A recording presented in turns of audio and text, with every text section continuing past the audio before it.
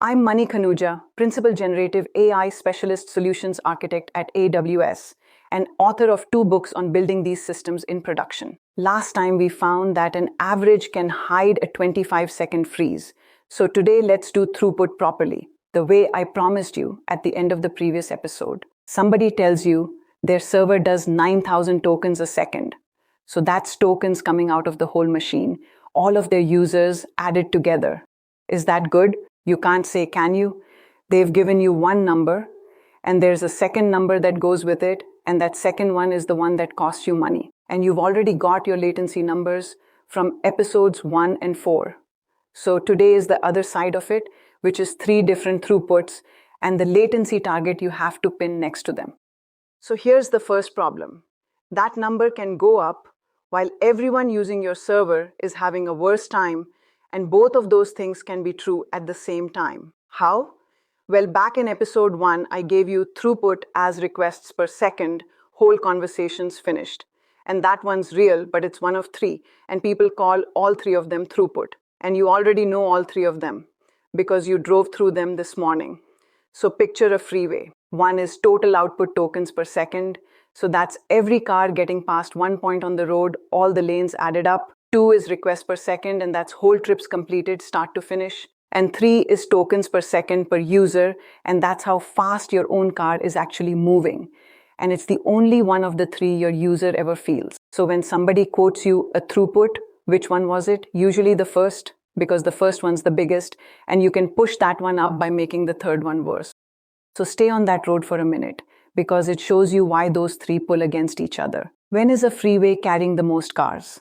Not at 6 in the morning, when it's empty, and everyone's doing 70 miles per hour, and hardly anybody goes past. It's when the traffic's heavy, and everyone has slowed down to about 40 miles per hour, and that's when the most cars per hour get through. And if you push a bit more traffic on past that point, it doesn't get better, right?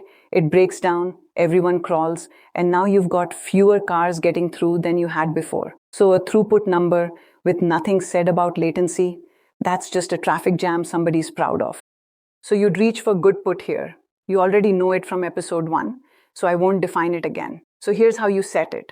Those 2 numbers you feed it, that's the whole thing. In VLLM, it goes on the benchmark command. You give it a first token threshold and a TPOT threshold, and anything slower than those just stops counting. So is it worth doing? There's a finding in the Sarathi-Serve work that settles it for me. Systems hit their best throughput after they've already broken their latency target. So your best throughput number, that one got measured after your users had already gone, right? So where do those 2 numbers come from? They're your SLO, your service level objective, and that's just the latency you've promised your users you won't go past. So what if nobody's ever handed you one? Most teams I talk to don't have one, and they're a bit embarrassed about it, and honestly they shouldn't be. So let's just work it out. Start with one question. Who is actually reading this output, and how fast do they need it? So take the TPOT threshold first.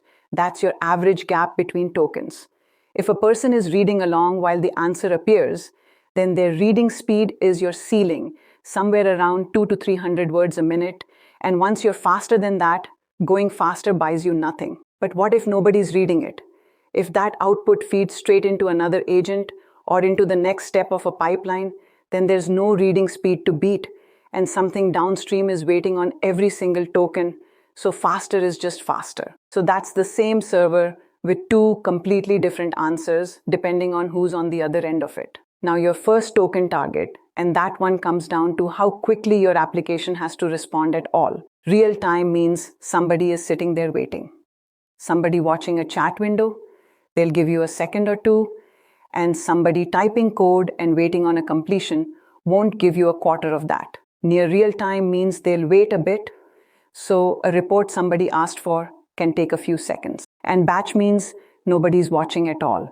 So a summary of a 40-page document that somebody kicked off before going for a coffee can take as long as it needs. Same model, same server, completely different numbers. So work out which of those you're building before you write down a number. And if you'd rather have a reference point than a guess, MLPerf publishes the limits it holds systems to. and it's on screen. So Llama 270B interactive, 450 milliseconds for that first token, and then 40 milliseconds of TPOT. That's the average gap between your tokens. And that word average should bother you, because didn't we just spend a whole episode on averages hiding stalls? So what's going on? They're asking for the 99th percentile of an average. So you take each request's average pace, and then you go and look at your worst requests, and that does catch a request that ran slow all the way through, right? But it won't catch the one that was fine for 200 tokens and then froze once in the middle.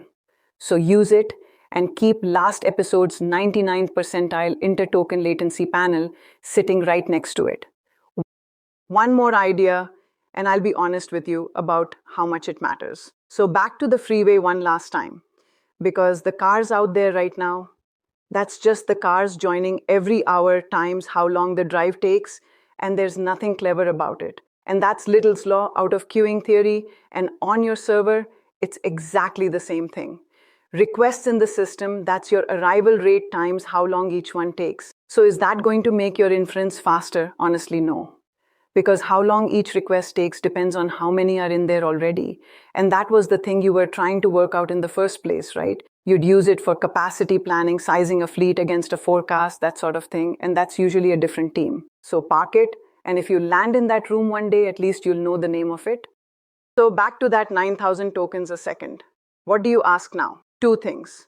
Which of the three is it? And what was the latency doing while they measured it? And if nobody was watching the latency at all, then it's the traffic jam, and that's all it is. So here's the one thing to go and do this week. Find the throughput number your own team quotes to people, and go and find out what the latency was underneath it. Next time we stop quoting single numbers altogether. Your system is a curve, and I'll show you how to draw yours and how to pick your spot on it. See you there.